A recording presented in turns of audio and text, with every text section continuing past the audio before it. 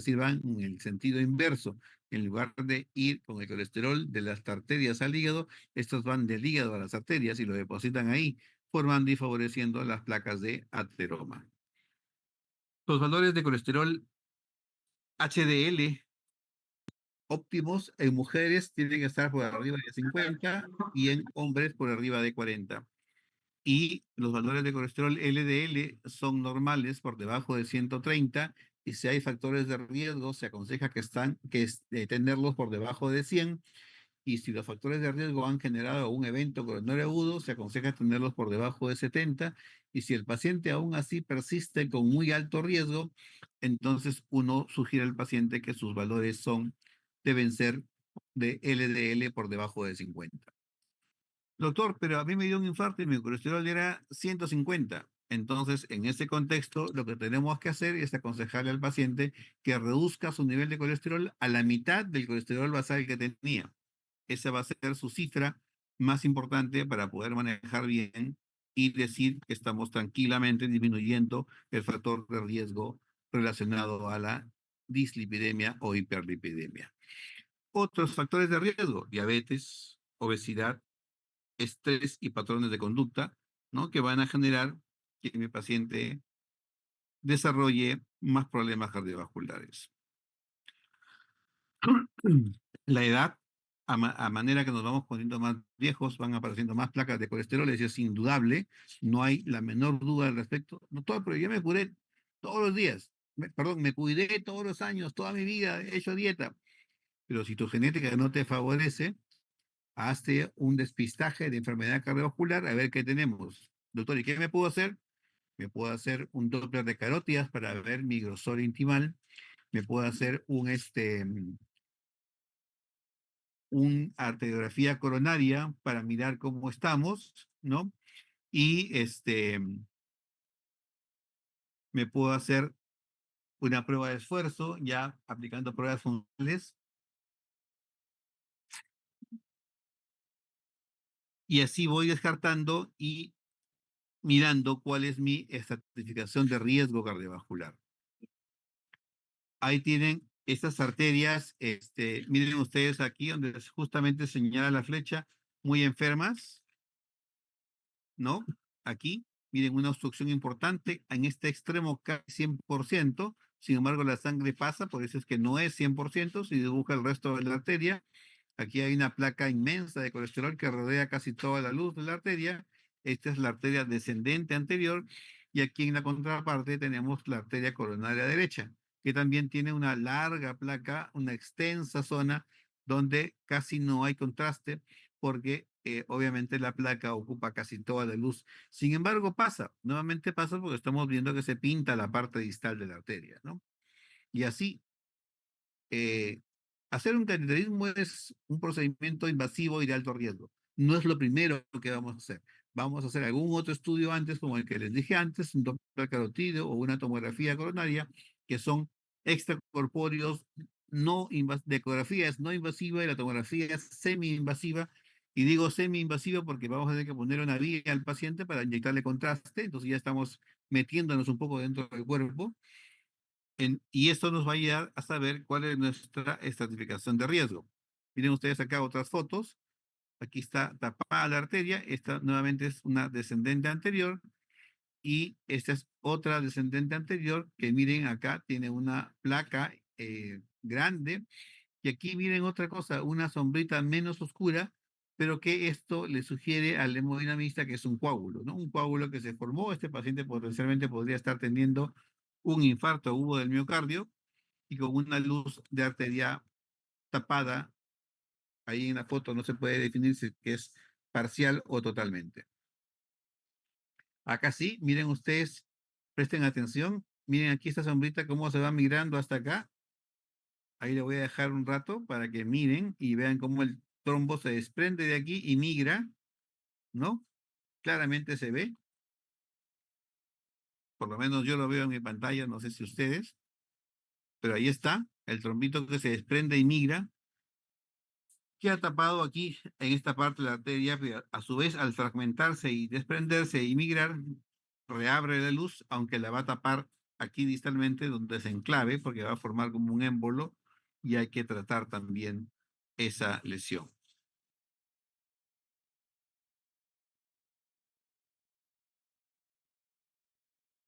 Diferentes mecanismos pueden desarrollarse o pueden haber implicados en la demanda de un paciente que esté haciendo isquemia, ¿no? Mayor consumo de oxígeno, eh, que puede estar demandado por el músculo cardíaco. La aterosclerosis, como la lesión que ustedes ven acá, puede impedir que pase la sangre adecuadamente, por lo tanto, menos transporte de oxígeno. Puede ser un vasoespasmo que genere una obstrucción también dinámica, ¿no? O simplemente hipoxemia grave por alguna razón que el paciente pueda desarrollar. En el mecanismo de las placas, ya dijimos algo antes. Recuerden, dijimos placa con capa gruesa, placa con capa delgada, placa con capa delgada, más friable, más proclive a que se rompa y formar coágulos, ¿no?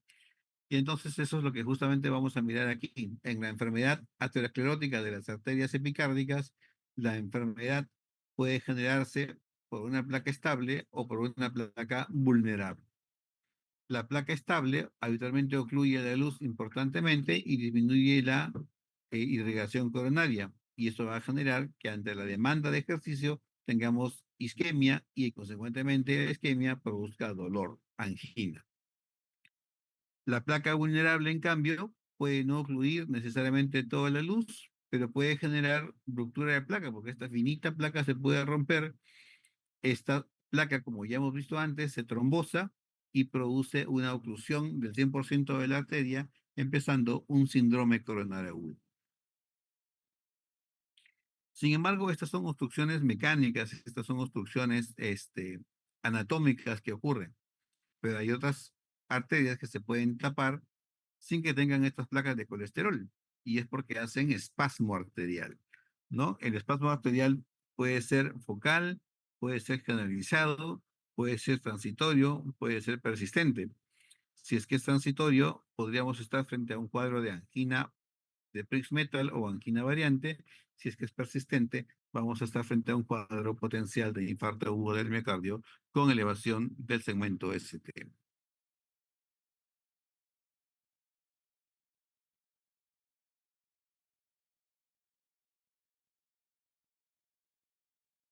Pero, ¿qué es la angina? Hemos hablado de angina, hemos hablado de dolor de pecho. La angina es el episodio de dolor torácico, ¿no? Que habitualmente es transitorio y es inducible por ejercicio o por estrés emocional y es reproducible. Aunque cuando tenemos un cuadro coronario agudo, probablemente pueda presentarse de forma espontánea debido a la isquemia o hipoxia miocárdica. Pero como nosotros tenemos que hablar de síndromes isquémicos crónicos, es decir, vamos a hablar de enfermedad coronaria estable, vamos a hablar entonces de pacientes que pueden tener dolor de pecho o no, y que si tienen dolor de pecho, ese dolor de pecho habitualmente es opresivo, anginoso, y generalmente traduce una estabilidad para el paciente, porque muchas veces aparece cuando el paciente camina 2 o 3 cuadras y luego reposa, le pasa el dolor y puede seguir caminando, ya sin dolor, que puede volver a repetir y el paciente tiene que volver a descansar y así sucesivamente, ¿no? O puede no presentarse con dolor y el paciente puede sentirse cansado, con sueño, de repente los viejitos pierden la razón, pierden el sentido, desarrollan trastorno de sensorio y entonces a todos estos síntomas se pueden llamar equivalentes anquinosos, ¿no? Paciente coronario estable también es aquel paciente que ya sabemos que tiene enfermedad coronaria, pero que actualmente está asintomático recibiendo su tratamiento. O también los que presentan síntomas por primera vez, pero con una condición clínica estable. Y como ven ustedes, lo hemos entrecomillado, porque si tú desarrollas un dolor de pecho por primera vez, sugestivo de angina, sugestivo de un infarto, es poco probable que sea estable, ¿no?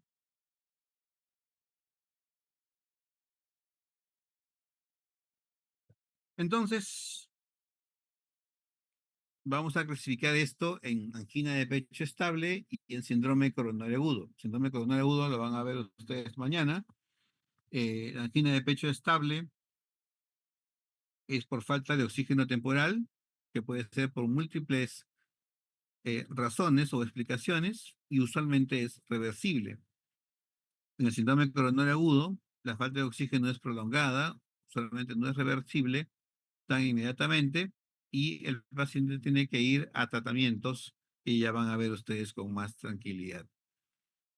Solo mencionar que el síndrome coronario agudo incluye lo que modernamente denominamos síndrome coronario agudo sin elevación del segmento ST y el síndrome coronario agudo con elevación del segmento ST.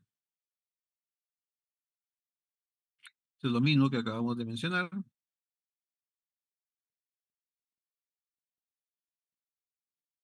Muy importante tener la alerta en los pacientes mayores, mayores de 70, que llegan a veces a la emergencia, llevados por la familia, dice, doctor, no sé qué le pasa a mi papá, a mi mamá, a mi abuelito, que desde ayer no habla, no dice nada, cuando él es muy hablador, muy conversador, muy activo. Ayer se sentó en su mueble y no se ha parado más y tiene mucho sueño, ¿no? Entonces, como primer paso, hay que evaluar los síntomas y realizar las investigaciones correspondientes, mirar si se trata de una angina inestable. De ser el caso, hay que seguir las guías del tratamiento de este cuadro. Hay que considerar comorbilidades para determinar la calidad de vida del paciente y eso nos va a decir si es que nosotros tenemos que no o sí hacer una revascularización o simplemente dejarlo en tratamiento médico. Luego tenemos que hacer un electrocardiograma de reposo, bioquímica, rayos X, ecocardiografía. Habitualmente en la emergencia se hace en reposo y nos valoran cómo está su fracción de eyección. Si el paciente tiene fracción de eyección reducida, entonces tenemos que ver probablemente las guías de manejo de falla cardíaca. Y finalmente, si es que nosotros evaluamos la probabilidad pretest y clínica de enfermedad coronaria como causa de dolor de pecho, entonces tenemos que mirar el tratamiento más oportuno para este cuadro clínico. Si tenemos alguna duda o la probabilidad es muy baja, con un electrocardiograma será suficiente y no haremos más pruebas diagnósticas. Caso contrario, si es que el paciente tiene dudas o el médico no tiene la certeza de que sea algo estable, entonces hay que elegir la mejor prueba basada en la probabilidad y las características del paciente y que estén disponibles también en el centro donde uno trabaja o las que mejor puedas manejar de acuerdo a tu experiencia. En Estados Unidos, la prueba más preferible de evaluar o más solicitada es eh, las pruebas de imágenes, ¿no? Y aquí tenemos básicamente ecocardiograma con estrés, o tenemos tomografía coronaria, o tenemos perfusión miocárdica. Y de acuerdo a eso vamos a mirar qué es lo que potencialmente tendremos que manejar. Finalmente, si es que el paciente sale en alguna de las pruebas eh, intermedias con rangos de anormalidad, entonces tenemos que ir probablemente a una angiografía invasiva, que es un cateterismo cardíaco. Y si es que finalmente el paciente tenemos un diagnóstico, cualquiera que fuere, dentro de este abanico de posibilidades que pueden haber, tenemos que obviamente elegir la terapia más apropiada para manejar sus síntomas y también para estabilizar su plaqueta de colesterol de tal forma que no tenga frecuentemente cuadros sugestivos de síndrome coronario agudo. Ojo y atención a esta diapositiva. Es muy importante que nosotros veamos qué cosa es angina, qué cosa es dolor de pecho, qué cosa no es un cuadro coronario sugestivo. Entonces, nosotros manejamos esta clasificación de angina típica cuando cumple dos de los tres criterios. Dolor de pecho tipo constrictivo, habitualmente en el centro del pecho o en el cuello, en la mandíbula, en los hombros o en los brazos, y que se precipita por ejercicio físico. Alivia con reposo o con nitratos dentro de los 5 minutos.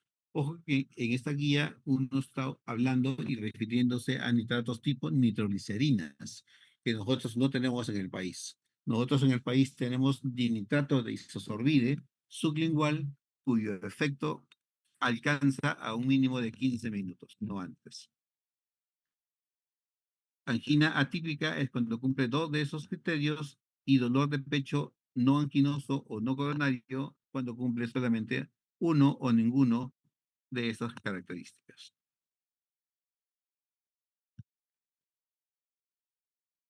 Luego existen clasificaciones de eh, angina, como en la clasificación de la Sociedad Canadiense Cardiovascular, donde nos dice que el paciente tiene angina de tipo 1 cuando hace dolor de pecho a esfuerzos extremos, dolor anginoso de tipo 2 cuando el paciente hace dolor de pecho a esfuerzos eh, medianos, angina de tipo 3 cuando el paciente hace dolor de pecho con esfuerzos leves, y angina de pecho de clase 4 cuando el paciente hace dolor en el reposo.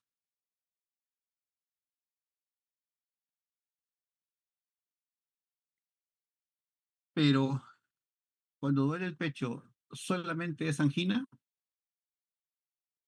Tenemos múltiples causas que pueden explicar dolores de pecho, por ejemplo, dolores no cardíacos, gastrointestinales, pulmonares, musculoesqueléticos, psiquiátricos, cardíacos no isquémicos, patología pericárdica, por ejemplo, o cardíacos isquémicos propiamente, como son la angina microvascular, el espasmo coronario, los puentes miocárdicos, el síndrome X, flujo lento de síndrome X y la falla cardíaca diastólica.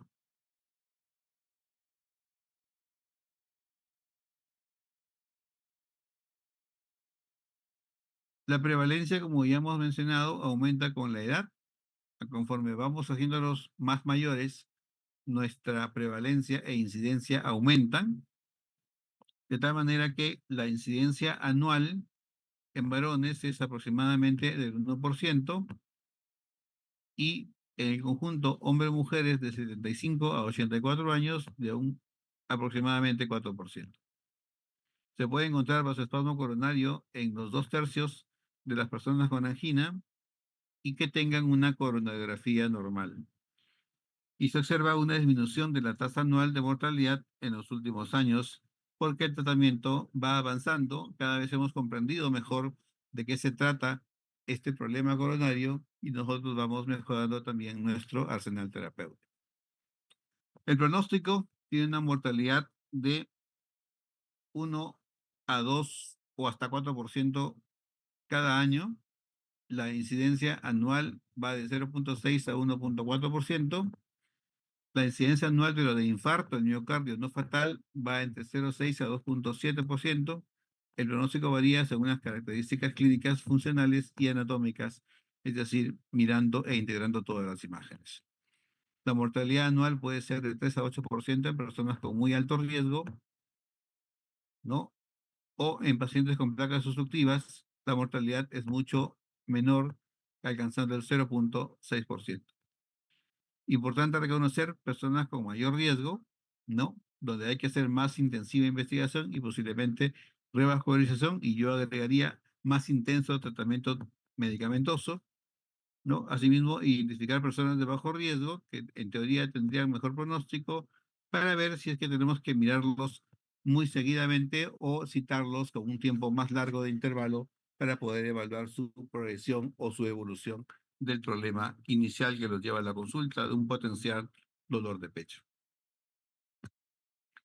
¿Qué es lo que nos pone de peor pronóstico? La edad, la presencia de mayor número de factores de riesgo, que ya los dijimos antes, que la angina sea realmente angina y sea más severa, que el paciente tenga poca capacidad funcional, que esté deprimido, que tenga mayor frecuencia cardíaca en reposo, porque significa que mi corazón está trabajando más sin de repente necesitarlo, o nos está traduciendo que late más rápido en reposo, porque mi corazón, aún con lo que el flujo coronario recibe, no es suficiente. Entonces el corazón necesita acelerar más su frecuencia cardíaca.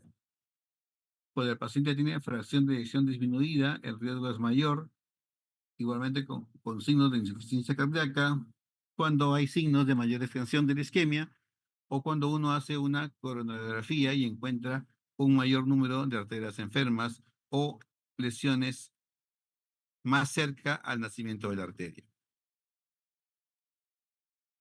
Esta diapositiva es para mañana.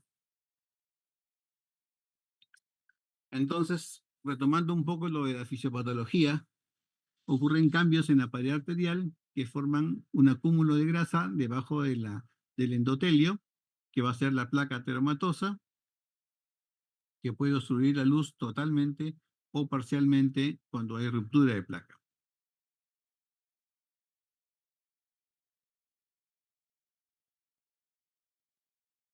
Miren ustedes aquí el diámetro de la aorta, que es en promedio 3 centímetros. Miren las arterias de 4 milímetros, 3 milímetros, 2 milímetros, conforme uno se va alejando del nacimiento. Pero la idea es, ¿y para qué me sirve esos 2 milímetros? Para que ustedes vean cómo la luz se va tapando completamente en estos 2 milímetros y aún así le queda algo de irrigación para que la arteria se siga pintando y para que el músculo no se siga infartando y para que nuestro paciente eh, sobreviva en lo posible, ¿no? Sobreviva no solamente al evento, sino también tenga una sobrevida más a más largo plazo, porque muchas veces el paciente dice: doctor, gracias, usted me salvó hoy día, 2 de abril, pero el paciente no sabe que de repente en 3 o 4 meses va a ser una falla cardíaca aguda que de repente podría costarle la vida, porque así es. Entonces la idea es que estos pacientes tengan el menor daño posible en el músculo cardíaco para que el paciente tenga un mejor pronóstico. El diagnóstico básicamente está basado en la clínica. Ustedes tienen a su paciente con dolor de pecho y entonces por ahí empieza la sospecha diagnóstica. No todo dolor de pecho es anginoso, no todo dolor de pecho es un síndrome coronario agudo. Es importante saber y diferenciar, ¿no? Pero igual, si yo tengo un dolor de pecho que no sé qué es, tomo un electro y si es que el electro tiene alguna sospecha que me sugiera algo, pido enzimas, ¿no? Y si quiero ir más allá, porque de repente llegaron los resultados de las enzimas y el electro lo tengo al toque, no me aclara el panorama, entonces hago un eco y si por último las cosas se complican más, tendría que llegar al cateterismo cardíaco. Entonces, como ya dijimos, tenemos que mirar el tipo de dolor, la localización del dolor, la irradiación del dolor, la intensidad del mismo, la duración y su relación con el esfuerzo. La angina de pecho estable dura unos 3 a 5 minutos, comienza con el ejercicio, cede con el reposo o con nitratos y se desencadena siempre más o menos al mismo estímulo. Claro que si evoluciona a angina inestable, ya este patrón que acabamos de mencionar aquí no se cumple necesariamente. La angina de pecho inestable se caracteriza porque es un dolor nuevo, de comienzo nuevo, que habitualmente ocurre en reposo, que empeora progresivamente y que se hace más prolongado. Cuando el paciente llega ya a la etapa del infarto, el dolor es muy intenso, no se alivia con el reposo, tampoco se alivia con nitritos, dura más de 20 minutos y se acompaña de síntomas neurovegetativos. Nuevamente el diagnóstico es la clínica, el electro, las enzimas, el ecocardiograma y el cateterismo cardíaco, de ser el caso. Aquí unas guías de cuándo tomar un electrocardiograma. Paciente con angina, ¿no? O disnea, y sospechamos que puede ser un cuadro coronario agudo, entonces le tomo un electro de 12 derivadas, que se recomienda para todos los pacientes sin una causa obvia de dolor de pecho.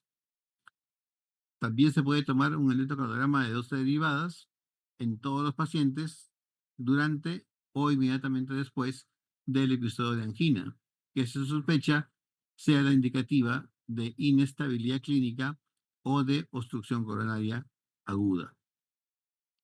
También se puede evaluar las alteraciones del segmento ST, se pueden registrar durante una taquicardia o taquiarritmias, pero esto no puede ser usado como evidencia de enfermedad coronaria. El diagnóstico del electro básicamente se basa en determinar cuándo el paciente tiene isquemia, cuándo el paciente tiene una lesión o cuándo el paciente ya ha evolucionado a una necrosis. ¿Hay que hacer un ecocardiograma en emergencia con dolor de pecho? Algunas veces sí. La indicación es cuando la angina tiene causas eh, que no son claras, ¿no? Cuando hay que identificar trastornos de la pared regional que sugieran enfermedad coronaria, cuando tenemos una medida de fracción de eyección baja, ¿no? Y para especificar riesgo y para evaluar la función diastólica. El Doppler carotídeo en este momento no es necesariamente una cosa rápida y vamos descartando conforme vamos haciendo los estudios. Una placa de pulmones sí siempre es necesaria para descartar casos banales de dolor de pecho como una costocondritis, ¿no? Un electrocardiograma nos puede dar el diagnóstico al mirar el segmento ST y las ondas T bastante isquémicas.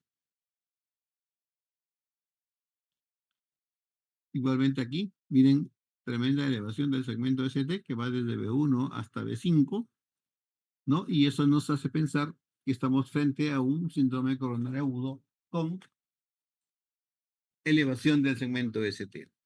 ¿Y qué tenemos que pensar en esas condiciones? Que mi arteria está tapada 100% y yo tengo que ir a abrir arteria.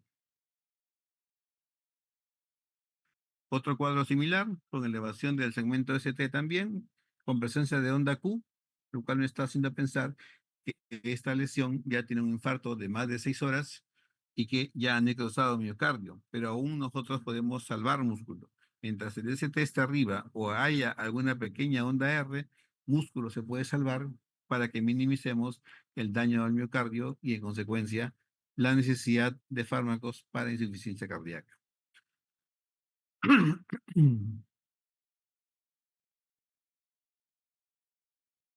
Pacientes que van a la consulta con dolor de pecho aparente o disnea y que uno pueda descartar enfermedad coronaria, ¿no? Entonces vamos a mirar eh, un electrocardiograma y después del electro ir a mirar un calcio score.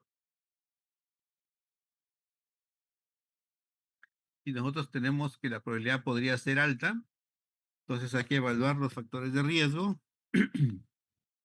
que se mencionan aquí, tomar igual el electro de reposo y buscar cambios del segmento ST y la onda T y la presencia de ondas Q. Y mirar la función ventricular izquierda que nos pueda sugerir enfermedad coronaria. Ejercicio anormal con el electrocardiograma y terminar haciendo una prueba de tomografía coronaria.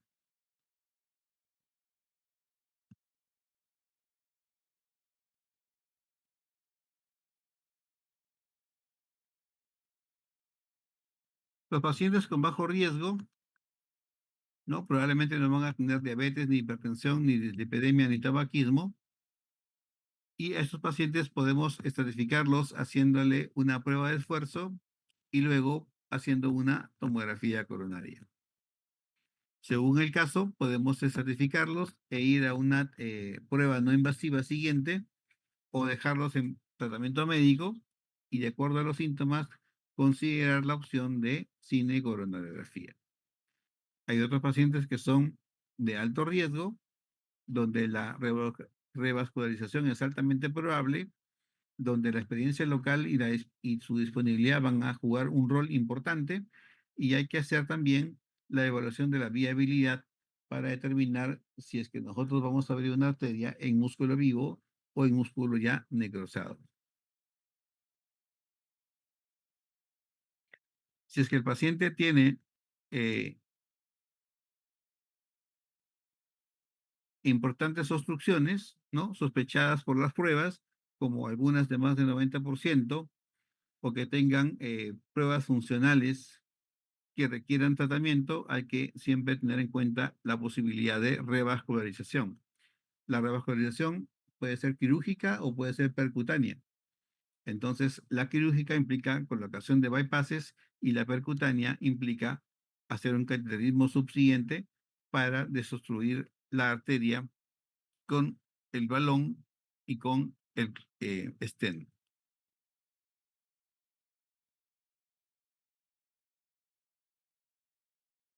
Entonces, eso es más o menos lo que hemos venido conversando, ¿no? Se hacen pruebas funcionales no invasivas para evaluar isquemia miocárdica o se hace prueba anatómica tipo tomografía coronaria para evaluar los pacientes sintomáticos que puedan sugerir enfermedad coronaria. Se recomienda también la selección de pruebas diagnósticas no invasivas basadas en probabilidades para determinar si es que el paciente podría tener o no enfermedad coronaria. Va a depender mucho de las pruebas a realizar, de la experiencia local y de las pruebas disponibles.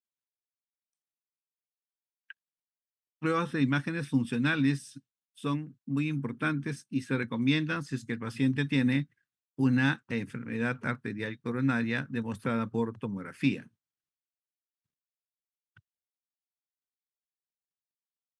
Y si es que nosotros tenemos positiva la prueba funcional, entonces tenemos que ir a una angiografía invasiva, ¿no? Y esta es una alternativa para mirar la enfermedad coronaria en pacientes con alta probabilidad, que tengan también síntomas refractarios severos, a pesar de la terapia médica, o cursen con angina a un bajo nivel de ejercicio.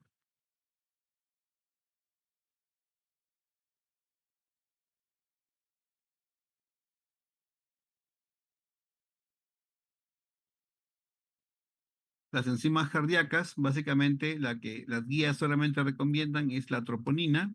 Nosotros por un poco melancolía ponemos a un CPK-MB, pero saber que la troponina cuando aumenta se mantiene luego elevada unas 2 a 4 semanas y va reduciéndose poco a poco. El CPK-MB en todo caso es 2, 3 días, tiene un pico y luego cae como curva de variación habitual en este tipo de pacientes coronarios.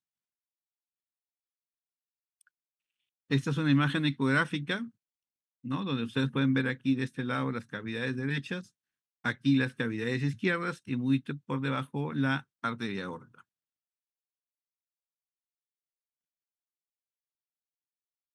Para el diagnóstico usamos varias pruebas. La prueba extrema es hacer un estudio de cateterismo, donde antiguamente se pasaba un catéter por la arteria femoral, se subía por toda la aorta descendente y se ubicaba en el nacimiento de las arterias coronarias.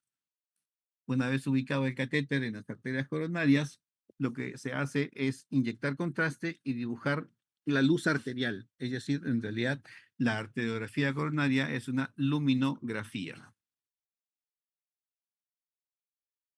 Esto que vemos aquí, que ya lo mostré antes, es la misma diapositiva, entonces es una luminografía donde se ha usado contraste para ver el tipo de obstrucción que tiene el paciente. El tratamiento, claro está, va dirigido a abrir la arteria, a desobstruir la arteria. Y la idea es hacerle una angioplastía con balón o con stent directamente. Eso va a estabilizar la placa porque la va a presionar contra la pared arterial. Ojo, el poner un stent no cura la enfermedad coronaria, simplemente la maquilla, por eso es angioplastía, ¿no? Estabiliza la placa y luego hay que proceder con control de factores de riesgo. ¿Qué se recomienda en el paciente? Lo primero es cambios en el estilo de vida. Si no cambiamos estilo de vida, estamos arando en el desierto. Porque este paciente, después de haberle puesto su stent, después de haberle puesto su bypass, se quedará asustado una semana y luego va a decir, no, no me va a pasar nada. La típica del peruano, ¿no? No, porque me tome un trago o me fume un cigarro, no me voy a enfermar más. Pero genera estrés sin que se dé cuenta y entonces eso puede sí generar un síndrome coronario agudo. Hay que dejar de fumar, hay que hacer una dieta saludable. Una dieta saludable fundamentalmente es una dieta alta en vegetales, frutas y granos, ¿no? Hay que limitar el consumo de grasas saturadas a menos del 10% de la ingesta total y hay que limitar la ingesta de alcohol a menos de 100 gramos por semana o 15 gramos por día. Hacer una actividad física de 30 a 60 minutos, ¿no? Que sea moderada y que básicamente corresponde a hacer caminatas en ese tiempo yendo a una velocidad de 7 kilómetros por hora. También hay que tener un peso saludable, ¿no? Para eso hay que usar el índice de cintura-cadera o el índice de masa corporal, donde nos dice que el peso ideal está entre 20 y 25. Y finalmente, tomar su medicina como se indica. La actividad sexual es de bajo riesgo para pacientes estables, no sintomáticos, ¿no? Y que están acostumbrados a un nivel bajo a moderado de actividad de la vida diaria.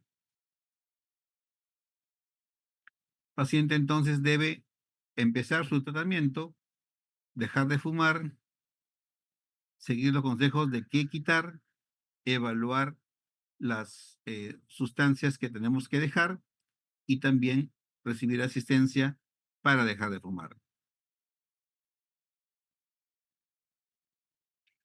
Estas son un poco las características de la dieta saludable. No, no la voy a leer toda. Ahí tienen la referencia para que la puedan buscar.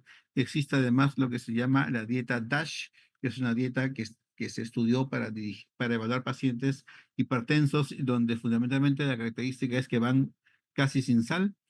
Y existe también lo que se llama dieta mediterránea. Entonces pueden googlear ambas dietas y pueden revisar las características de cada una.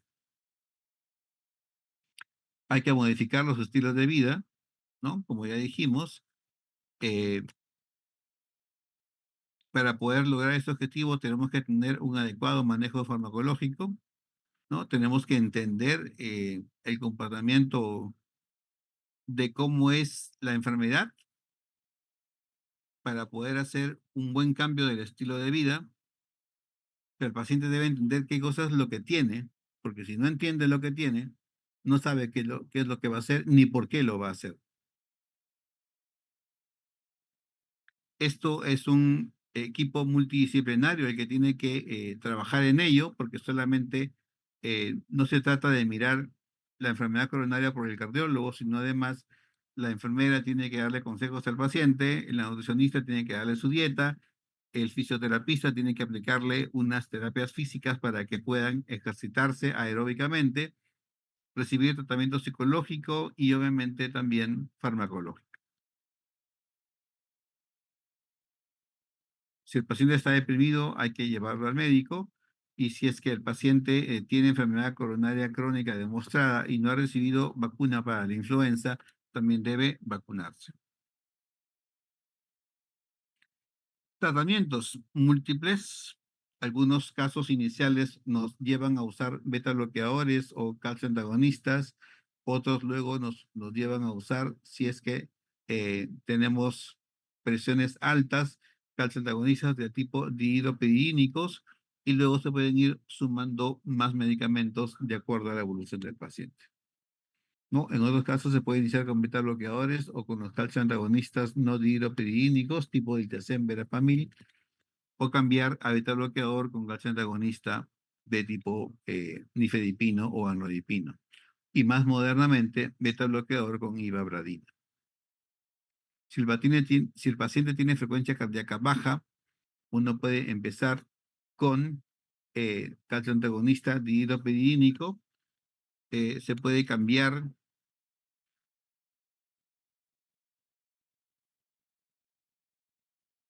con algún beta bloqueador o en algún caso con algún nitrato de acción larga, ¿no? De tal manera que uno pueda manejar el síntoma del paciente. Más modernamente se puede agregar nicorandil, ranolazina o trimetazidina. Si el paciente tiene disfunción ventricular, es decir, falla cardíaca, hay que sumarle tratamiento de falla cardíaca a tratamiento isquémico. Es decir, si ya tiene un beta bloqueador, hay que seguir con el beta bloqueador, hay que agregar nitrato o hay que poner ivabradina o incluso pensar en una terapia de segunda línea.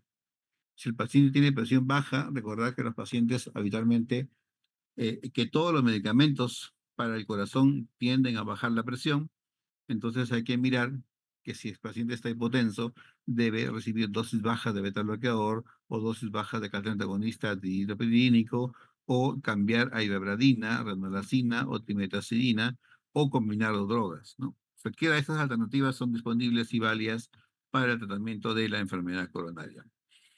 Medicamentos que el paciente usa crónicamente pueden ser clopidogrel, prasugrel, que ya no tenemos en el país. En algunos casos raros se usa pivaroxaban. Más frecuentemente usamos ticagrelor. En realidad de este cuadro básicamente nos quedamos con tres: el clopidogrel, el prasugrel y el ticagrelor. Clásicamente el paciente debe recibir aspirina de 75 a 100 miligramos previo al stent, si es que el paciente va a recibir un stent, y habitualmente 300 miligramos de clopidogrel, cuando es clopidogrel lo que tenemos a la mano, para una carga inicial.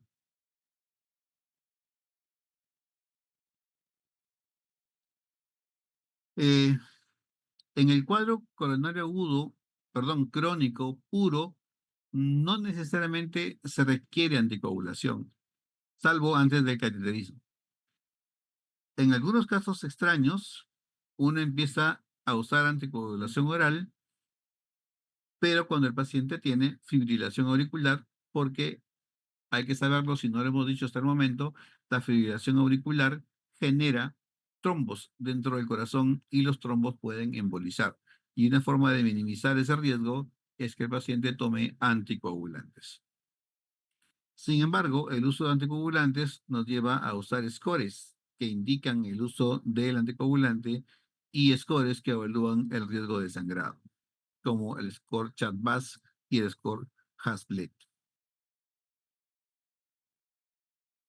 Esos pacientes que van a recibir un tratamiento crónico con medicamentos de doble antiagregación plaquetaria o anticoagulantes, si es que el paciente fibrila, deben tener una buena protección gástrica, para lo cual se emplean inhibidores de la bomba de protones, de tal manera que evitamos o minimizamos el riesgo de hemorragia digestiva.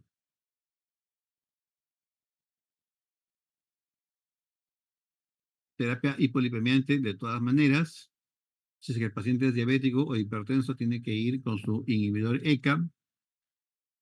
Si es que el paciente tiene alguna otra condición particular que lo requiera, por ejemplo, va con frecuencia cardíaca rápida o arritmias, beta bloqueadores, ¿no?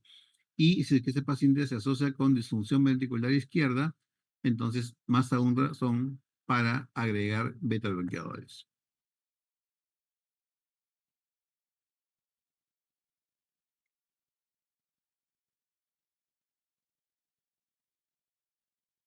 Bueno, aquí un poco para ver los pacientes que ya no solamente son coronarios crónicos, sino que además tienen falla cardíaca. En realidad hay que agregarles tratamiento de falla cardíaca. Aquí hay un esbozo de ello. Acá sigue, ¿no? Los otros medicamentos que se usan en falla cardíaca.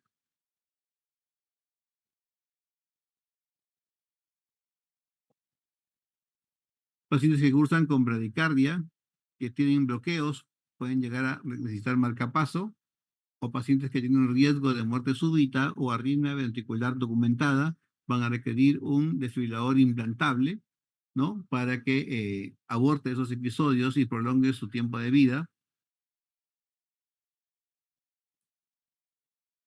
En otras situaciones, cuando el QRS es muy ancho y tiene bloqueo de rama izquierda, el paciente tiene baja fracción de eyección, requiere probablemente terapia de resincronización para mejorar la función ventricular izquierda y optimizar la morbimortalidad del paciente.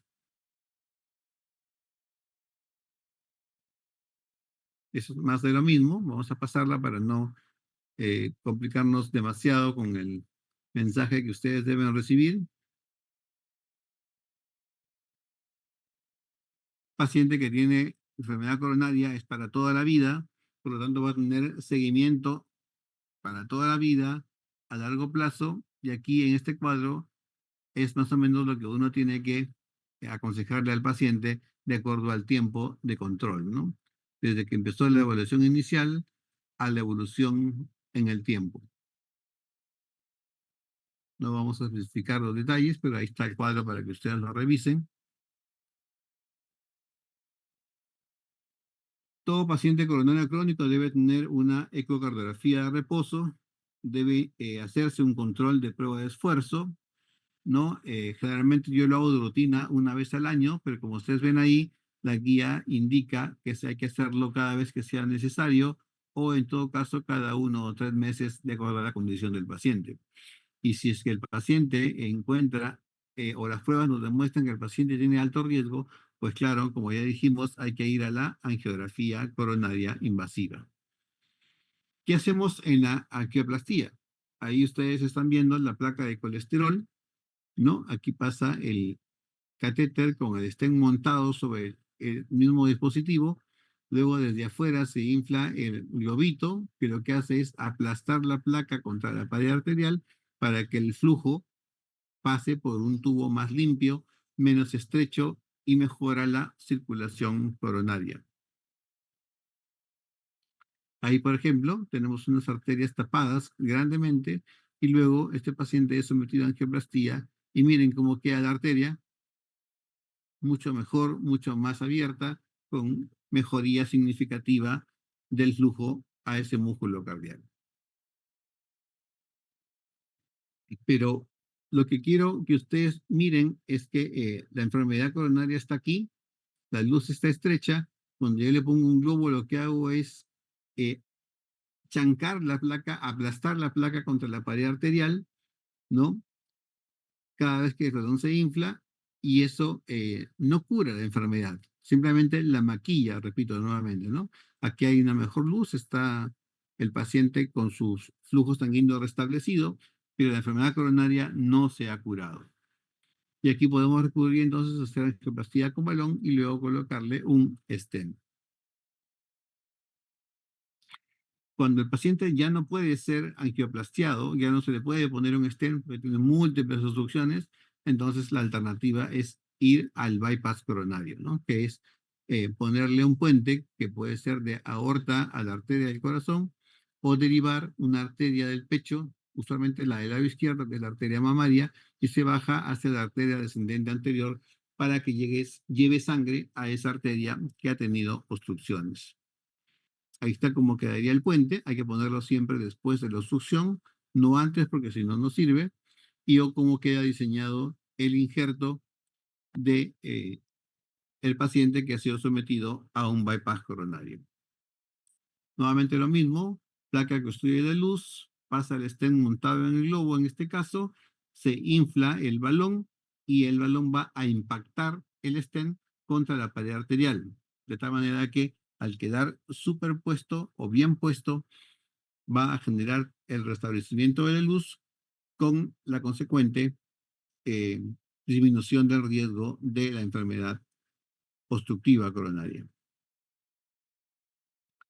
¿Qué tenemos que hacer nosotros a largo plazo en el tratamiento? Estabilizar la placa. Para eso tenemos que antiagregar y anticoagular y controlar factores de riesgo. Tabaquismo, hipertensión, diabetes, dislipidemia, enolismo y obesidad.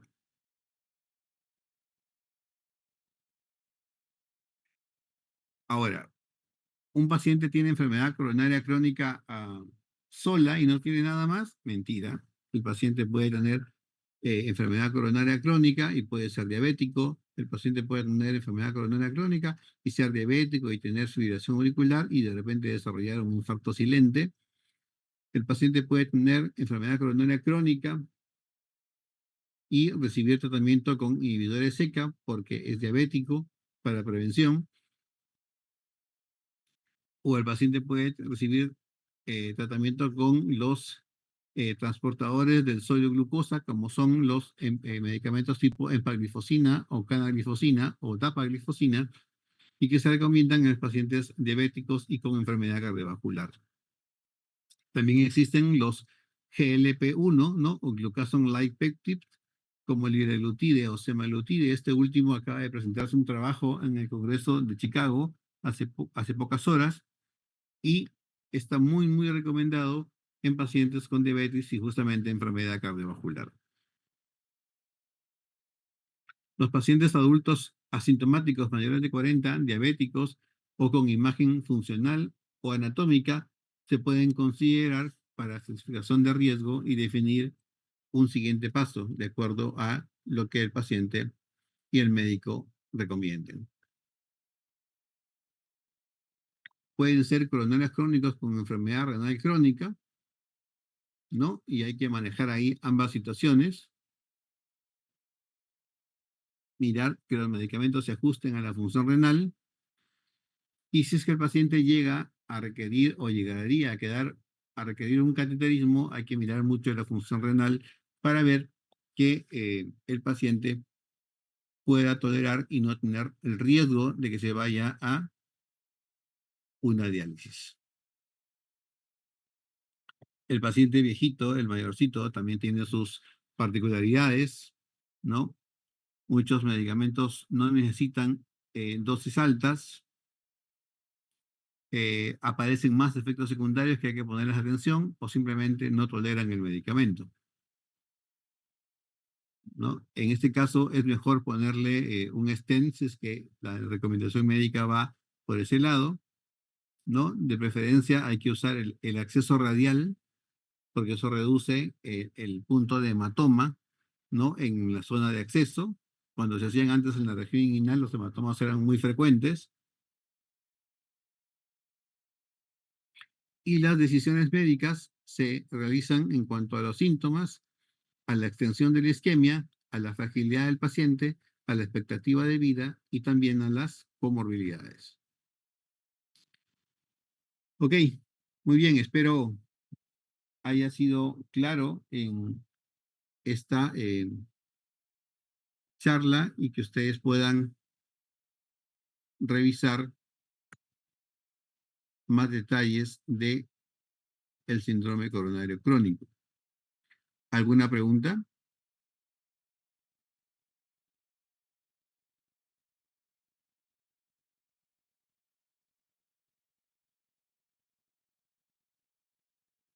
¿No hay preguntas? No, doctor. Todo claro, doctor. Gracias. Muy bien.